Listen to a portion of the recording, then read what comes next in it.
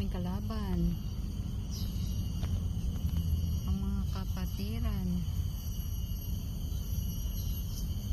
Paano makakatawid si Ina ngayon? Yun ang mga makakalaban ko sa Squid Game.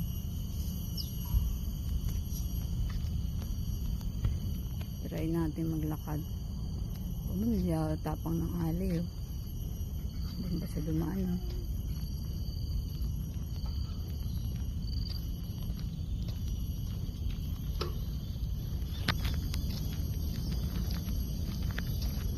Ano?